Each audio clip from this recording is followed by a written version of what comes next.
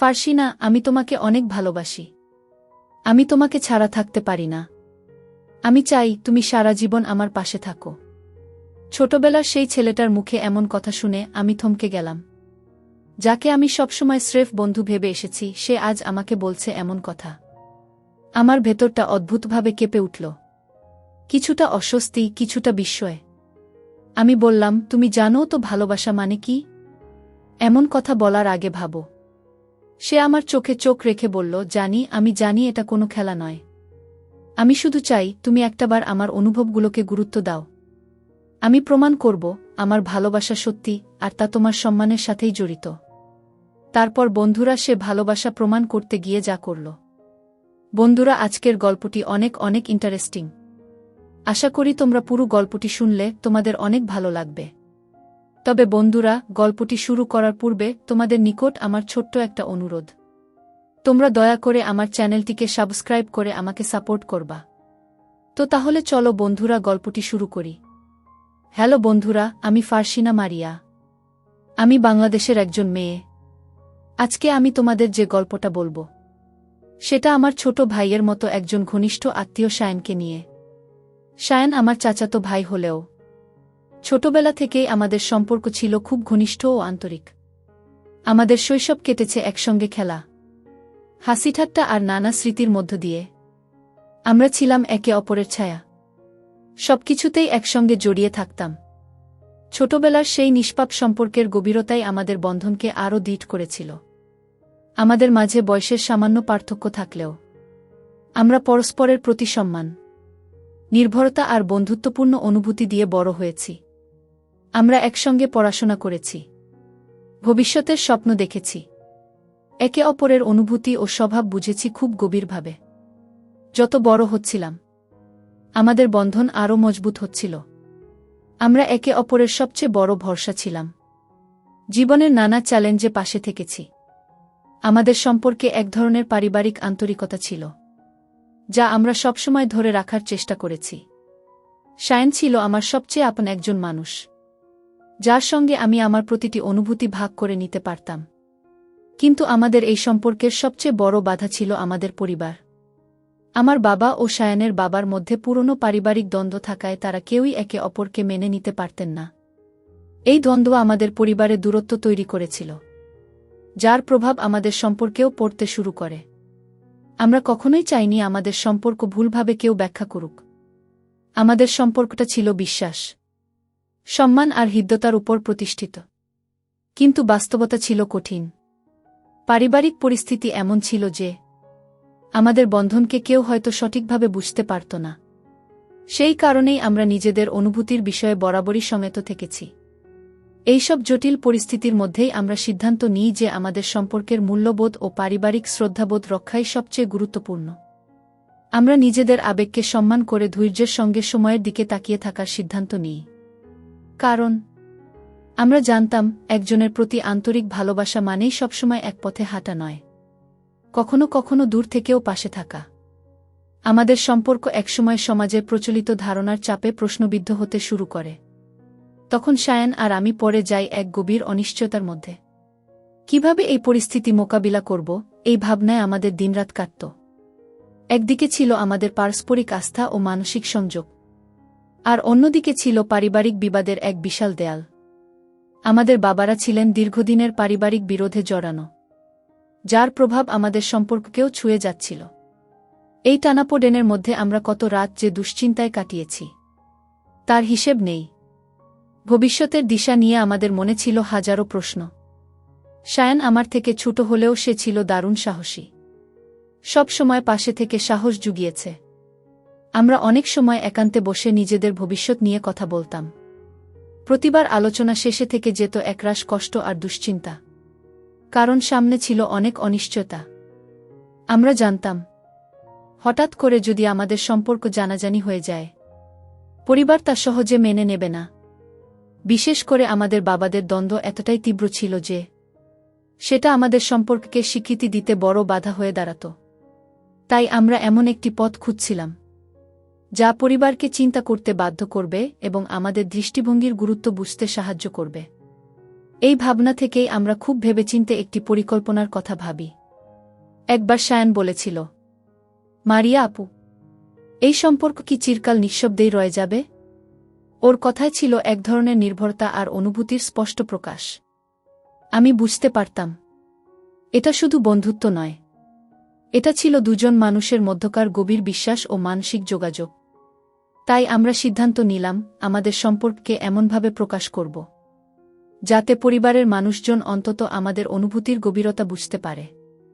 আমাদের পরিকল্পনার মূল উদ্দেশ্য ছিল পরিবারকে এমন বাস্তবতার সামনে দাঁড় করানো, যাতে তারা বিষয়টি নিয়ে নতুন করে ভাবতে বাধ্য হয়। এটা সহজ ছিল না, ঝুঁকি ছিল, সংশয় ছিল, কিন্তু আমাদের বিশ্বাস ছিল শক্ত। আমরা জানতাম, কোনো একটি ধাপ না নিলে ভবিষ্যৎ অনিশ্চিত রয়ে যাবে। তাই আমরা মনস্থির করি, দুজন মিলে সেই পথে এগিয়ে যাব। একদিন সায়ান বলল, আমাদের হয়তো এমন একটি সিদ্ধান্ত নিতে হবে, যা সবার জন্য সহজ হবে না, কিন্তু দীর্ঘমেয়াদে এটা সঠিক হবে। আমি ওর চোখে দেখেছিলাম দায়িত্ববোধ আর পরিণতির স্পষ্ট চিহ্ন। আমাদের হাতে হয়তো সীমিত বিকল্প ছিল, কিন্তু একে অপরের প্রতি বিশ্বাসই ছিল আমাদের মূল শক্তি। আমরা সিদ্ধান্ত নিলাম, পরিবারের সম্মতি না পেলেও আমরা এমন কিছু করব যাতে সবাই আমাদের কথা শুনতে বাধ্য হয়। এটা কোনো বিদ্রোহ ছিল না, বরং ছিল আন্তরিক অনুভবের এক ধরনের প্রকাশ, যেখানে আমরা চাইছিলাম পরিবার যেন নিজেদের ভুল বোঝাবুঝি ভুলে আমাদের সম্পর্কটাকে অন্তত বোঝার চেষ্টা করে। এই পরিকল্পনা আমাদের কাছে ছিল শেষ আসার পথ। এরপর থেকেই আমরা ধীরে ধীরে আমাদের পরিকল্পনা বাস্তবায়নের দিকে এগোতে থাকি। প্রতিটি পদক্ষেপ ছিল ভীষণ সতর্কভাবে নেওয়া, কারণ আমরা জানতাম, সামান্য ভুল পুরো পথকেই নষ্ট করে দিতে পারে। তবু সায়ানের সাহস ও আমার বিশ্বাস একসাথে মিলেমিশে আমাদের সাহস দিয়েছিল। আমাদের এই যাত্রা এখন এক নতুন মোড়ে পৌঁছেছে, ভবিষ্যতের দিকে এক নতুন দিগন্তের পথে। আমরা তখন জীবনের এক জটিল সময় অতিক্রম করছিলাম। সায়ান আর আমি আমাদের ভবিষ্যৎ নিয়ে গভীর দুশ্চিন্তা ছিলাম। আমরা জানতাম, আমাদের পারিবারিক পরিবেশ এমন এক জায়গায় পৌঁছেছে যেখানে আন্তরিক সম্পর্কের গুরুত্ব সবাই অনুভব করছে না। তবু আমরা ভেঙে পড়িনি। আমরা ভেবেছিলাম, যদি আমরা চিন্তা ভাবনা করে এমন কিছু করতে পারি যাতে পরিবারের সদস্যরা আমাদের অবস্থান বুঝতে পারেন, তাহলে হয়তো পরিস্থিতির উন্নতি হতে পারে। সেই চিন্তা থেকেই আমরা কিছু ইতিবাচক পদক্ষেপ নেওয়ার সিদ্ধান্ত নিই। এক বিকেলে সায়ান এসে বলল, মারিয়া আপু, এখনই সময়। আমাদের কিছু একটা করতে হবে যাতে পরিবার আমাদের কথাটা উপলব্ধি করতে পারে। ওর কথা শুনে আমি সাহস পেলাম। আমরা সিদ্ধান্ত নিলাম, এমন একটি পরিবেশ তৈরি করব যাতে আমাদের সম্পর্ক নিয়ে প্রশ্ন না ওঠে, বরং পরিবার বুঝতে বাধ্য হয় আমাদের চিন্তা ও অনুভবের গভীরতা। এটা ছিল দায়িত্বশীল একটা পদক্ষেপ, এবং আমরা খুবই সতর্কভাবে এগোতে শুরু করলাম। পরিকল্পনা অনুযায়ী আমরা এক সকালে আত্মীয়ের বাড়ি যাওয়ার সিদ্ধান্ত নিলাম, সায়ানের পড়াশোনার ছুটির দিনে। আমরা ভোরেই বেরিয়ে পড়ি, পরিবারের কাউকে উদ্বিগ্ন না করে। আমাদের লক্ষ্য ছিল এমন একজন আত্মীয়ের কাছে যাওয়া, যিনি আমাদের বুঝবেন এবং পরিস্থিতি ঠান্ডা মাথায় সামাল দিতে পারবেন। পথ সহজ ছিল না, মনের ভেতর নানা প্রশ্ন ঘুরছিল, কিন্তু আমরা একে অপরের পাশে থাকাই ছিল আমাদের ভরসা। আমরা বুঝেছিলাম, আমাদের এই আচরণে পরিবারে কিছুটা উদ্বেগ তৈরি হতে পারে, কিন্তু আমরা এটাও চাইছিলাম যেন পরিবারের সদস্যরা একে অপরের প্রতি দায়িত্ব ও সম্পর্কের মূল্য নতুনভাবে উপলব্ধি করেন। আমাদের চিন্তা ছিল, এই পরিস্থিতিতে তারা বুঝবেন দীর্ঘদিনের পারিবারিক বিরোধ কিভাবে পরবর্তী প্রজন্মকে প্রভাবিত করতে পারে। আমরা পৌঁছালাম এক দূর সম্পর্কের মামার বাড়িতে। মামা-মামি আমাদের দেখে কিছুটা বিস্মিত হলেও আশ্রয় দিলেন। আমরা চুপচাপ ছিলাম, কারণ জানতাম বিষয়টি নিয়ে মূল আলোচনা পরে হবে। কিছুক্ষণের মধ্যেই আমাদের পরিবারে আলোচনার ঝড় শুরু হয়েছিল। প্রত্যাশা অনুযায়ী চিন্তা ও মতবিরোধ দেখা দেয়া, কিন্তু সেটাই আমাদের পরিকল্পনার একটি অংশ ছিল, পরিবার যেন নিজেদের দৃষ্টিভঙ্গি নিয়ে নতুনভাবে ভাবে। আমরা জানতাম, আমাদের সিদ্ধান্ত পরিবারে আলোড়ন তুলবে, কিন্তু আমাদের ইচ্ছা ছিল এই আলোড়নের মাধ্যমে একটা ইতিবাচক পরিবর্তন শুরু হোক। পারিবারিক মতবিরোধগুলো যেন সামনে এসে সমাধানের পথ খোঁজে। আমরা নিজেরাও এ সময়টাকে খুব সচেতনভাবে মোকাবিলা করছিলাম। পরদিন সকালে আমাদের পরিবার যখন আমাদের খুঁজে মামার বাড়িতে আসে, তখন তাদের চেহারায় আমি দেখতে পাই নানা রকম প্রতিক্রিয়া, বিস্ময়, উদ্বেগ এবং কিছুটা নীরব বোঝাপড়া। বিশেষ করে বাবারা, তারা যেন একটু থেমে ভাবার সুযোগ পেলেন। আমাদের এই পদক্ষেপ তাদের মনে প্রশ্নের জন্ম দিয়েছিল, এমন কিছু যা আমরা চেয়েছিলাম। সেই মুহূর্তে আমি দেখেছিলাম আমাদের বাবা মায়ের চোখে এক ধরনের চিন্তার ছাপ। হয়তো প্রথমবারের মতো তারা আমাদের সিদ্ধান্তের পেছনের কারণটা বোঝার চেষ্টা করছিলেন। আমাদের লক্ষ্য ছিল কখনোই কাউকে কষ্ট দেওয়া নয়, বরং একটা বোঝাপড়ার দরজা খোলা। আমরা জানতাম ভবিষ্যতে আরও অনেক চ্যালেঞ্জ আসবে, কিন্তু আমরা মানসিকভাবে প্রস্তুত ছিলাম সত্য, শ্রদ্ধা ও ভালোবাসাকে কেন্দ্র করে পথ চলতে। মামামামির বাড়িতে বাবামাকে দেখে পরিবেশটা এক ধরনের চাপা নীরবতায় মোড়ানো ছিল। তাদের চোখে ছিল বিস্ময়, কিন্তু মুখে কোনো শব্দ বের হচ্ছিল না। বিশেষ করে আমার বাবা আর সায়ানের বাবার মুখে যেন থমকে যাওয়া এক অভিব্যক্তি। সম্ভবত তারা কখনো কল্পনাও করেননি যে পারিবারিক জটিলতার কারণে আমরা এমন একটা সিদ্ধান্ত নিতে বাধ্য হব। এই নীরবতার মাঝেও অনুভব করছিলাম অনেক না বলা কথার ভার যেন জমে আছে চারপাশে। কিছুক্ষণ নীরবতা থাকার পর আমার বাবা, তুহিনুর রহমান, গম্ভীর কণ্ঠে বললেন, নাসির, তোমার ছেলে এখানে কেন এসেছে? জবাবে সায়ানের বাবা বললেন, তোমার মেয়ের অবস্থানও একই প্রশ্নের জন্ম দেয়া। তাদের কথাবার্তায় পুরনো ভুল বোঝাবুঝি ও দূরত্বের ছাপ স্পষ্ট ছিল। আমরা বুঝতে পারছিলাম সমস্যার শিকট অনেক গভীরে। এই দেয়াল ভাঙা সহজ হবে না, তবে সম্ভব।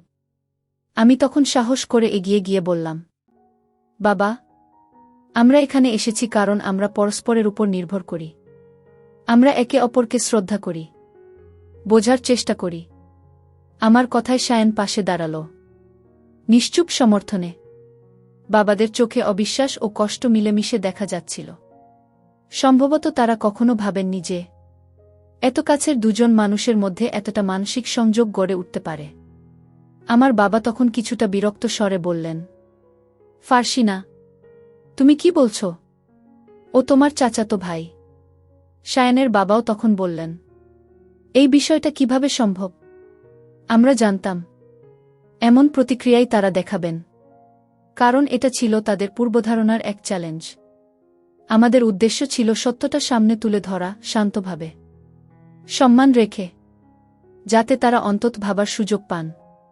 মামামামিও তখন এগিয়ে এসে একটু শান্তভাবে বললেন, মানুষের সম্পর্ক গড়ে ওঠে বোঝাপড়া আর সম্মানের ভিত্তিতে। যদি দুজন প্রাপ্তবয়স্ক মানুষ পরস্পরকে বোঝে, সেটা নিয়ে ভাবা যেতে পারে। কিন্তু দুঃখজনকভাবে সেই মুহূর্তে বাবারা তা গ্রহণ করতে পারলেন না। তাদের মধ্যে জমে থাকা দীর্ঘদিনের পারিবারিক দ্বন্দ্ব তখনও বড় হয়ে দাঁড়িয়েছিল। সেই বিষয়ে কোনো আলোচনার সুযোগই তারা দিতে চাইলেন না। পরবর্তী কয়েকটি দিন আমাদের জন্য কঠিন ছিল। বাবা মায়ের চোখে ছিল প্রশ্ন আর মনে ছিল দ্বিধা। তারা আমাদের বোঝাতে চাইছিলেন আমাদের পদক্ষেপ কতটা সংবেদনশীল পরিস্থিতি তৈরি করেছে।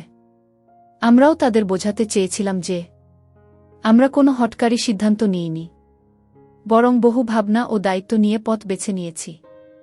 তবুও সেই সময় আমাদের কথাগুলো তাদের কাছে পৌঁছায়নি, কিন্তু আমরা হাল ছাড়িনি। আমাদের মন শক্ত ছিল, কারণ সায়ান বলেছিল, আমরা ধৈর্য ধরে এগোলে একদিন হয়তো সব ঠিক হবে। এই বিশ্বাসই আমাকে সাহস দিত। আমরা জানতাম ভালোবাসা মানে সবসময় তাৎক্ষণিক মেনে নেওয়া নয়, অনেক সময় সেটি বোঝার জন্য সময় প্রয়োজন। আমরা সেই অপেক্ষার প্রতিটি মুহূর্তে বিশ্বাস রেখে কাটাচ্ছিলাম। আমাদের আশা ছিল একদিন বাবা মায়েরা হয়তো ভাববেন সংঘর্ষ নয়, বোঝাপড়ার মাধ্যমেই ভবিষ্যতের জন্য সেরা সিদ্ধান্ত নেওয়া যায়।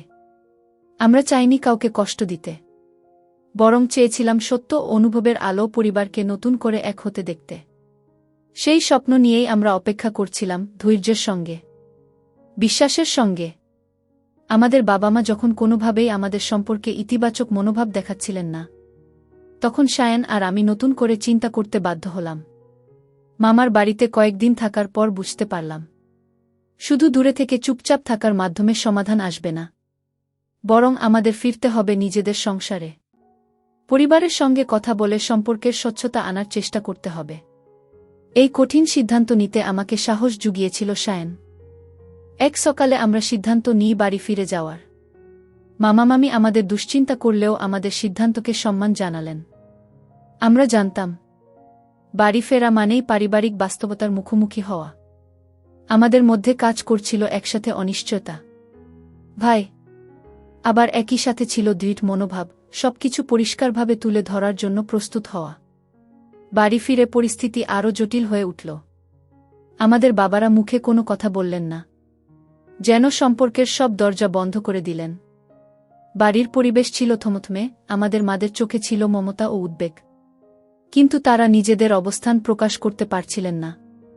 আমরা বুঝলাম আমাদের এ লড়াইটা দীর্ঘ হতে পারে, কিন্তু সেটাও আমাদের সহ্য করতে হবে। এই সময়টাতে সায়ন আর আমি একে অপরের মানসিক ভরসা হয়ে উঠেছিলাম। আমরা দুজনই চুপচাপ থেকেও একে অপরকে সমর্থন দিচ্ছিলাম ভবিষ্যতের আশায়। আমরা বারবার বোঝানোর চেষ্টা করছিলাম আমাদের সম্পর্কটি আবেগের উপর নয়, বরং বোঝাপড়া, সম্মান ও দায়িত্ববোধের ভিত্তিতে গড়ে উঠেছে। আমরা চেয়েছিলাম পরিবার অন্তত শুনুক, তাদের পুরনো দ্বন্দ্ব যেন আমাদের জীবনের পথে বাধা না হয়ে দাঁড়ায়। একদিন মা আমাকে নিভৃতে বললেন, মা, তোমার বাবাদের বোঝানো সহজ নয়, অনেক কিছু জমে আছে তাদের মনে। কথাটা শুনে মনটা ভার হয়ে এলো, কিন্তু আমি জানতাম মা আমাদের অনুভবগুলো বুঝছেন।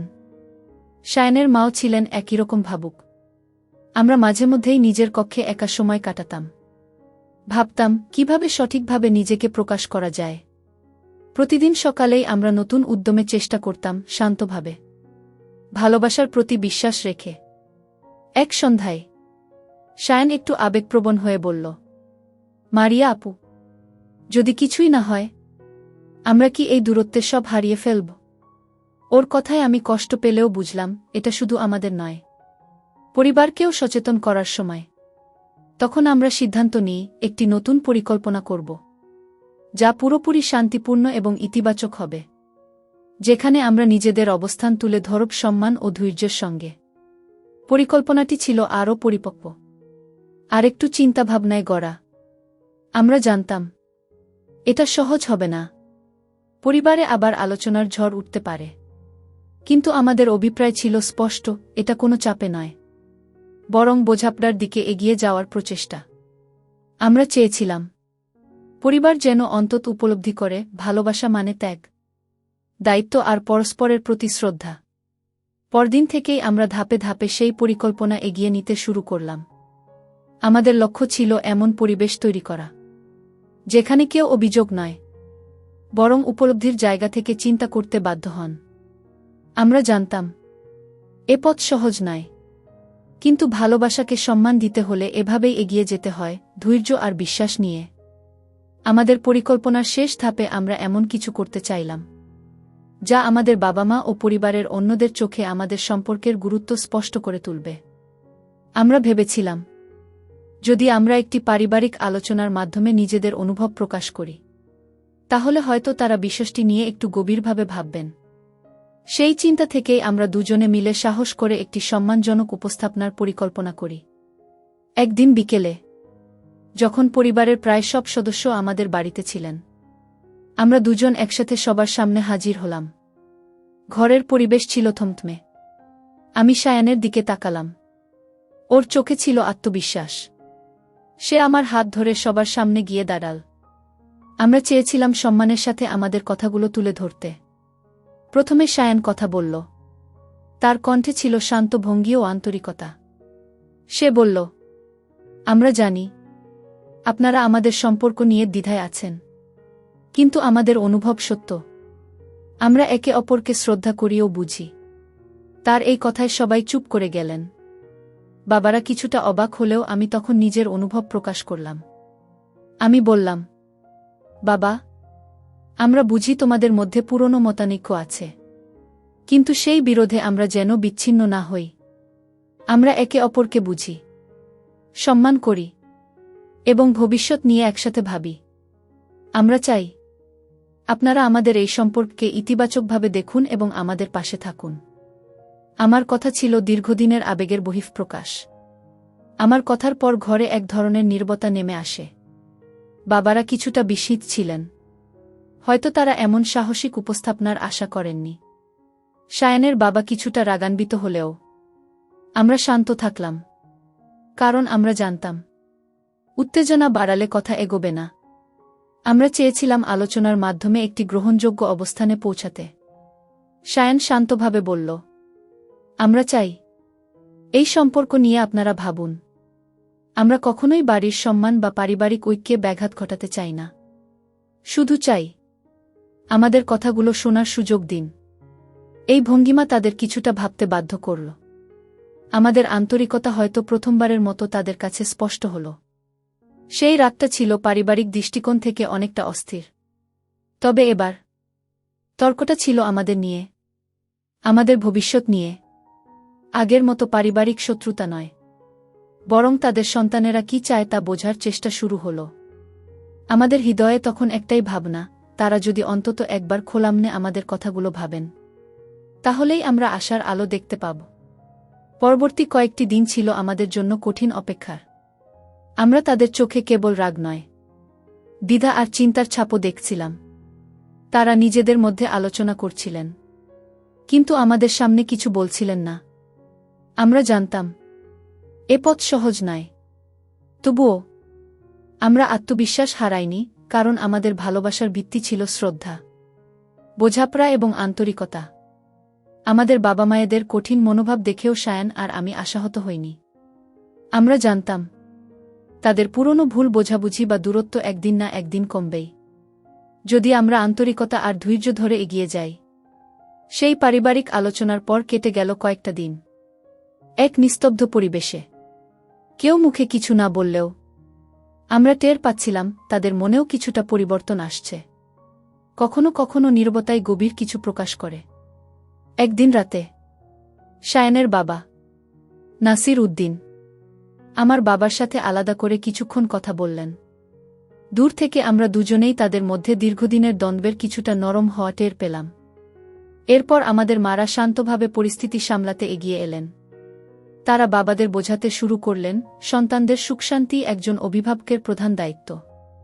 পুরনো ভুল বা অহংজের কারণে যেন নতুন প্রজন্মের সম্পর্কগুলো নষ্ট না হয়।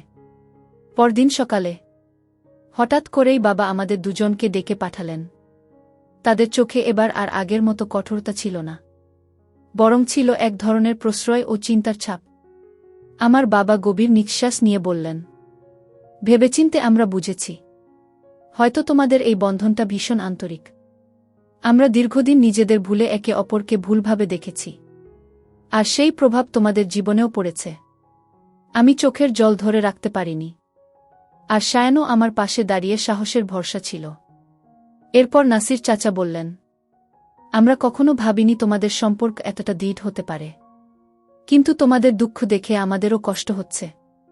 যদি তোমরা সত্যি একে অপরকে শ্রদ্ধা আর বিশ্বাস করো, তাহলে আমরা আর বাধা হব না। এই কথাগুলো আমাদের কাছে ছিল এক আশীর্বাদ স্বরূপ।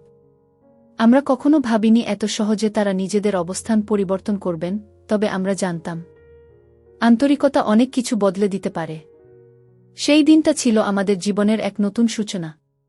বাবা মা হয়তো পুরোপুরি নিশ্চিন্ত ছিলেন না, কিন্তু ধীরে ধীরে তারা আমাদের সম্পর্ক মেনে নিতে শুরু করলেন। পরিবারে আবারও শান্তির হাওয়া বইতে লাগল। আমাদের সম্পর্ককে স্বীকৃতি দেওয়ার পর নানা প্রস্তুতি শুরু হল।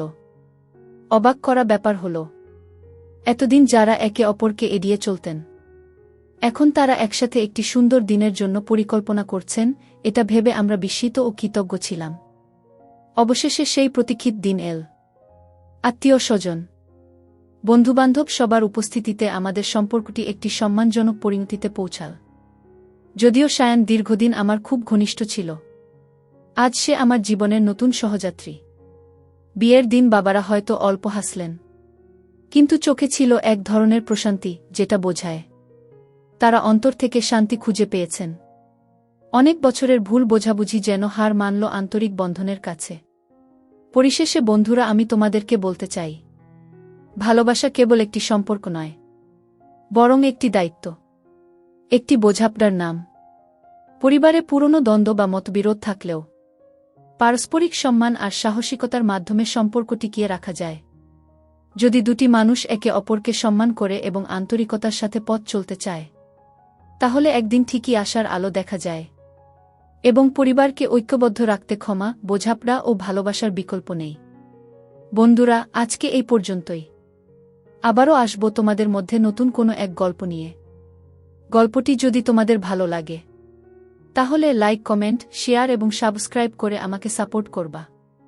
প্রতিদিন আমি তোমাদেরকে একটা করে নতুন গল্প উপহার দিব। পরিশেষে তোমাদের সকলের সুস্বাস্থ্য কামনা করি। তোমাদের সকলকে অসংখ্য ধন্যবাদ বন্ধুরা, এতক্ষণ ধৈর্য ধরে গল্পটি শোনার জন্য।